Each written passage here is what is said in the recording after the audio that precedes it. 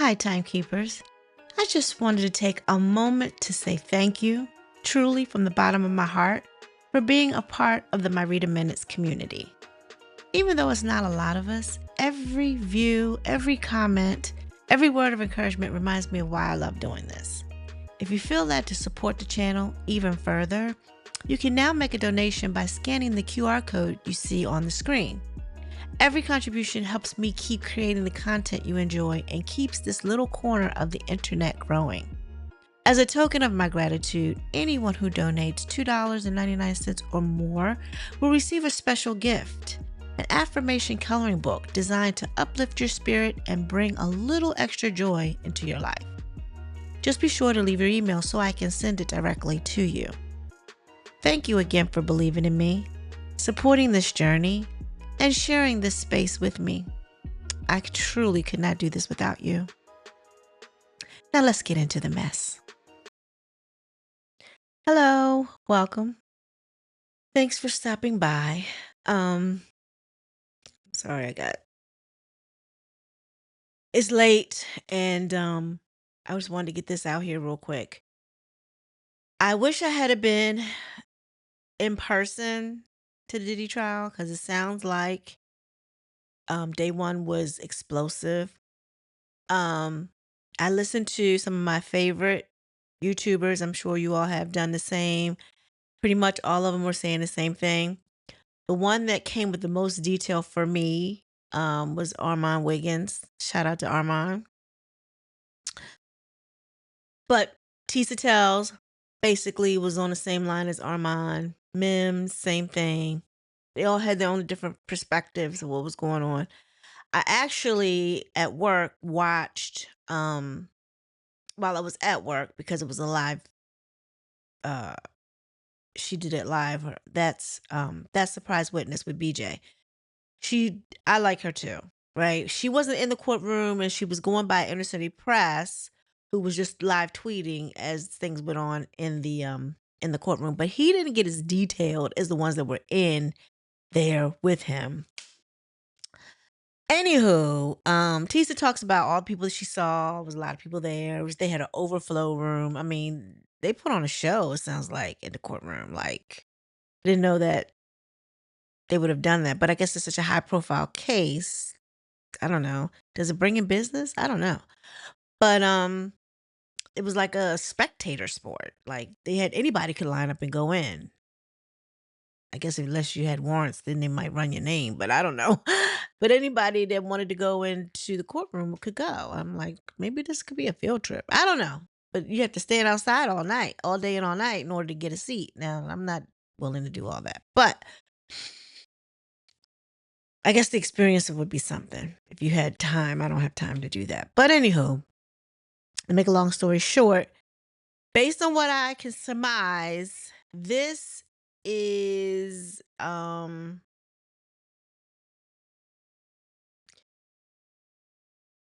a very salacious content that's coming out of this court case. Now I understand that the feds want to get him on a RICO, prostitute, and S trafficking. So that's what they have to prove. But based on the stories that have come out so far, I guess they're trying to build it up and lead to that. They're trying to paint this picture of, well, they are. They're painting this picture of Diddy. He's a monster. Clearly a monster. Clearly violent. Clearly disrespectful. Clearly don't know how to keep his hands to himself. Clearly abusive. I mean, we have footage to show all of that, right? But that's not what he's on trial for. That's not what the charges are. He's not on trial for that, and I've said that in my other videos. Granted, what he did to Cassie was horrible. What they did was horrible. He used her like a piece of meat. Horrible. But that's not what his charges are for. I'm sure if they could get him on their charges, that's what would be number one. It would be an open and shut case. Clearly. Open and shut. But they're trying to prove that there's a RICO on this man. Like he had this criminal enterprise. when it sounds like he just had a kink based on the testimony from the witnesses on the prosecution side. He had a kink. They talk about how he would tell, like, I guess on his direction, it may be more so than Cassie, even though they sometimes, according to Armand, he kind of felt like Cassie might have been in on it. I'm not saying that she didn't. She was with the man for 11 years. And maybe, like I said, when they first started out, it probably was fun to her, maybe, sort of kind of like every now and again he kind of sprinkled in, let's bring somebody in or whatever. People do that. They're swingers. They can be swingers. But it got to a point where I guess the rugs were an issue. Diddy's temper was an issue, and it wasn't fun anymore. And then you don't want to lay with everybody. You probably get used to a certain person. You get used to a certain one, and that's how you want to do it. Because I think there were two witnesses on this first day. The one witness was the guy, the security guy, or the police officer, or whatever, that was at the hotel. And the second witness was somebody that they hired to join them in their escapades, right? So, long story short, the way Armand told the story, which I loved because he's very detailed. I mean, I hope he gets in there tomorrow. Um, the security guard, the day they show the videotape of her being beat up, about Cassie being beat up in the hallway. And he said when he went to check out what was going on, because I guess Cassie was able to reach out to someone at the time, but before seeing the footage, he didn't even know all that had gone on. And based on what he saw, he was saying that Cassie had a black eye. He was saying that her eye was purple. He was saying that, Cassie said she just wanted to go, or and Diddy gave him this wad of cash, and like he was trying to bribe him and all. He was saying all this stuff about what happened. But when the defense got up, namely Brian Steele, to do the cross, according to Armand, he kind of like ripped him to shreds, because all the stuff that he was telling us, or was on the stand telling them today, was not in the report. Didn't talk about what her eye looked like. Didn't talk about Diddy giving him wad of cash. Didn't talk about, you know, that. In other words, it was the opposite. He even had his report that Diddy told Cassie to go home, that she should just go. All the stuff he said. Then when he was questioned about why wasn't the stuff that he was saying today in his report, he said, "Well, I guess I didn't remember." He said, "You didn't remember then, but you remember 9 years later." So I don't know. But he also said, Armand, that is, came back, said, the prosecution wasn't going for that. They didn't like the fact that, he kind of like made their witness look crazy. She came back and she was like, let's roll the tape again.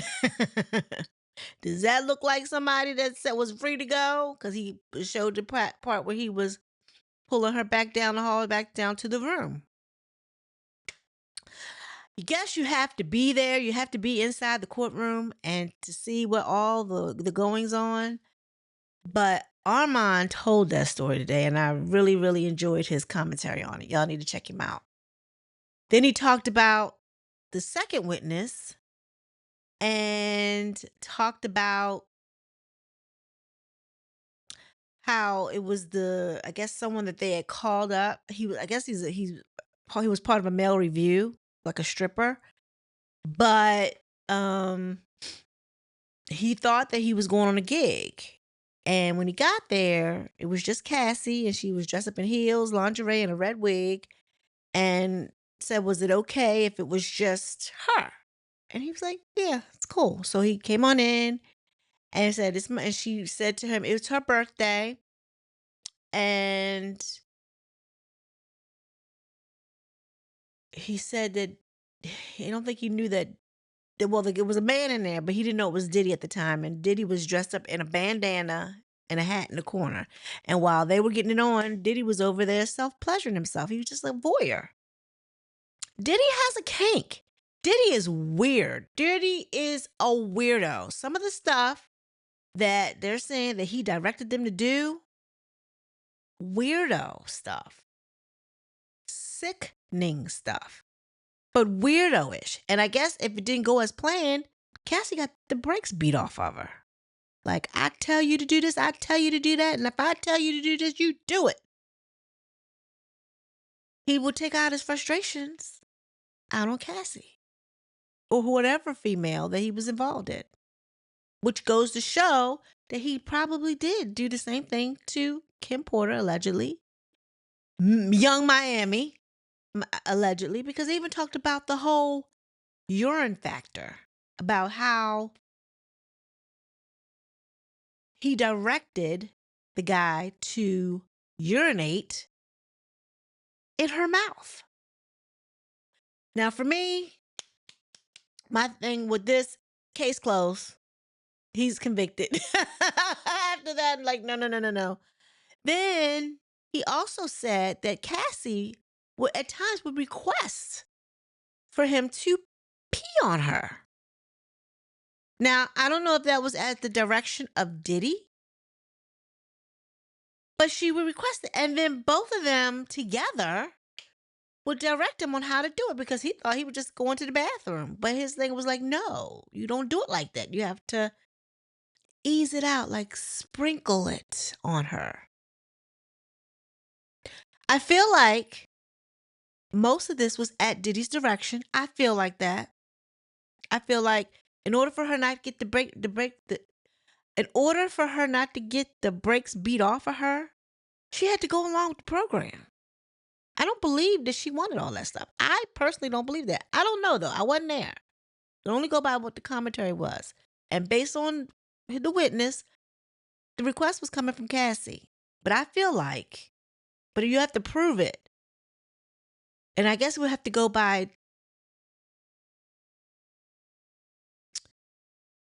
Cassie's testimony. I mean, it'll be his word against hers, whether or not she wanted that. But you have to think about everything as a whole in its entirety. Because when you hear commentary from like Young Miami on her own podcast, all of a sudden says she liked to be peed on. She said that to Trina in an interview with Trina. She said she liked to be peed on. But who was she dealing with at the time? So obviously, him, R. Kelly, all of them are the same. That's why R. Kelly is like, and I know I keep jumping around, but R. Kelly was like, why am I in here by myself? It's a whole bunch of us into this same kinky crap. Even though I think R. Kelly liked to pee on people. Right? Well, I don't know what it is about pee, but I don't want nobody peeing on me. I get mad when I tinkle on myself a little bit. Like, you know, when you hurry up and go to the bathroom. I hate that. I don't even want it running down my leg, let alone on me.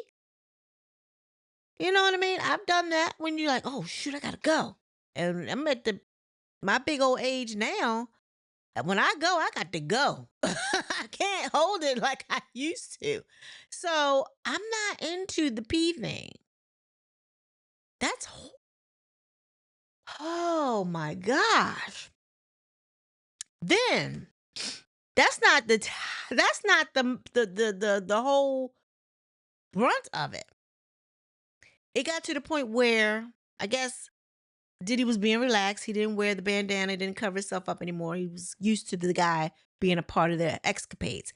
And I guess they liked the fact that maybe Cassie was getting comfortable with one particular guy, but the guy was getting turned off. He wasn't really even attracted to Cassie anymore because he realized once he heard her get the brakes beat off of her, he was no longer attracted in dealing with her like that.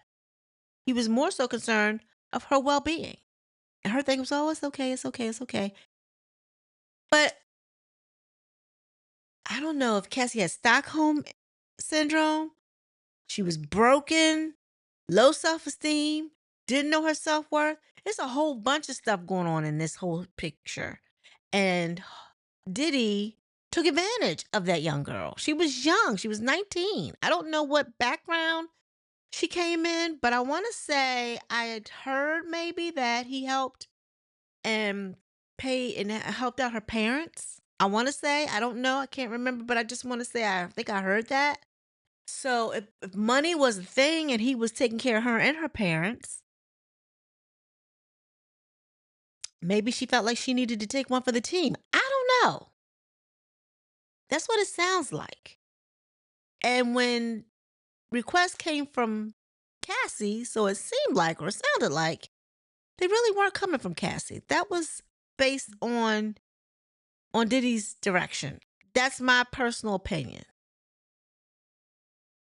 But it still doesn't tell me that it was a criminal enterprise. It sounds like he was just a pervert. He was just someone that had a kink and liked the nastiest stuff. Now, again, I haven't gotten to the most gross part that it alluded. And this came from Mims first. Make it make sense. And also Armand. Tisa didn't go here, but maybe she didn't catch it. I don't know. But it sounds like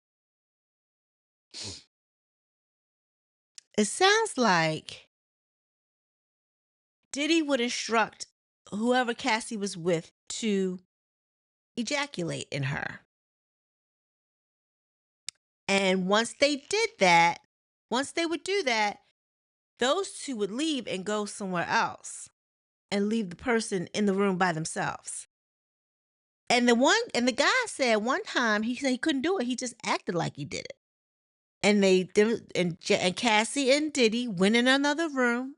And when they came back out, they said, "You sure you did that?" They were asking like, "You sure you came?"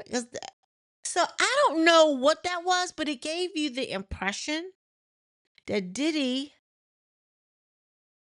liked either to go behind sloppy seconds, or maybe he was giving her oral because he wanted to taste her. Maybe I don't. It's kind of disgusting. It's kind of disgusting, and I don't know. And then the guy really got uncomfortable because he was like, he showed them his health record and he wanted to know what Cassie's health record was. He said, but she never showed it. So I don't know what all happened with that, but I think he kind of concluded the the whole sexcapade times with her because I think he started to like Cassie because he started to send her, messages or whatever. He said sometimes she would respond, sometimes she wouldn't. So when he told them that he didn't want to have relations with them anymore, they were like, why? Because I think Cassie was comfortable with him. I think at some point, Diddy did want her to be comfortable. He didn't really want her to fake it all the time. But if she had to, he beat it out of her. You know what I'm saying? You're gonna do this because I said, and he needed to get off. And it sounds horrible, but I just think the whole ordeal is terrible. He's a mean person. He's a bully. He's got a violent temper. And it just sounds like he's just unruly, and what he wants is what he wants. And money, well, he just threw money at everything. So that was where he was paying for the damages. So he just gave the man a wad of cash, but the man took it as a bribe. And of course, Diddy's dream team wanted to know, well, you told him that he had to pay for all the damages and he gave you a wad of cash. What made you think that it was a bribe? Did he tell you not to say anything? He didn't tell you not to say anything because it wasn't in your report. Nothing that he said on the stand was in the report. And Brian Steele brought it out. Like, why are you saying all this now? You remember all this now 9 years later, but you didn't remember it closer to the time when the incident happened. So I don't know, y'all. It sounds like this is going to be a hell of a case. And there may be that they came at him with the wrong charges. Like, could they have gotten it for essay?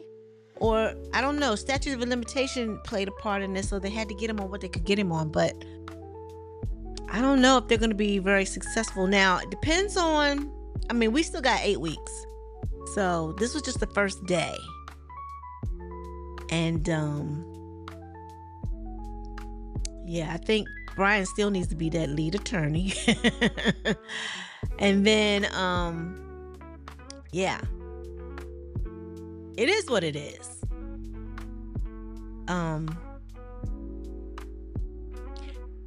Like I said, I listened to my favorites. I'm gonna listen to them again. I'm gonna probably tune in to my that surprise witness again tomorrow while I'm at work, and keep abreast to what's going on. It's crazy, right? This is crazy. Anywho, tell me what y'all think. The Jaguar Wright was out there. Armand Wigan had taken footage of her, and she tries to act like she's so suave and smooth and talking. Says, "I'm here, on behalf of my brother. I'll be sure God has answered my prayers when he flatlined and when he was brought back. And here because of Kim Porter." I mean, that's how she was talking. Like, girl, bye. Anyway, with that, I'm just going to tune out. I will come back tomorrow and give you my commentary on what we hear for tomorrow. Yeah. We're in for a wild one, I think. Please like, share, subscribe. Leave a comment down below. Let's talk about it. Peace.